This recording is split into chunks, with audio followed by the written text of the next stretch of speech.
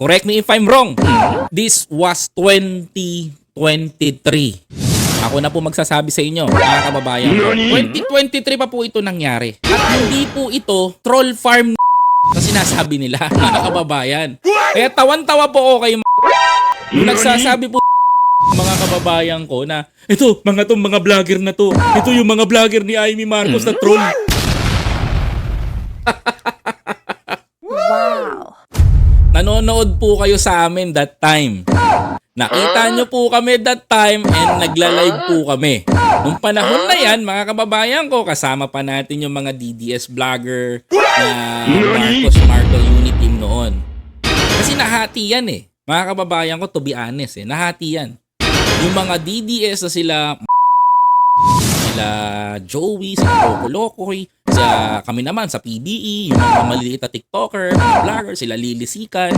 I think that wala si Coach Jared dyan, tsaka wala sila dyan nun. Kompleto yan. Alam nyo ba kung bakit nangyari yung patawag na yan? Punta kami. Kwento ko sa inyo. Nung panahon na yon, hindi kami napapansin sa Malacanang. Kakalabas ko lang nun eh. Kung di ako magkakamali nun, 2023, kakalabas ko lang yan sa palasyo. I was the president of Tugon during that time. Year na yan. Tapos bumaba ako sa pwesto, lumabas ako ng Tugon para makaiwas ako sa affiliation sa kanila. And then, may PBE, inadap ako.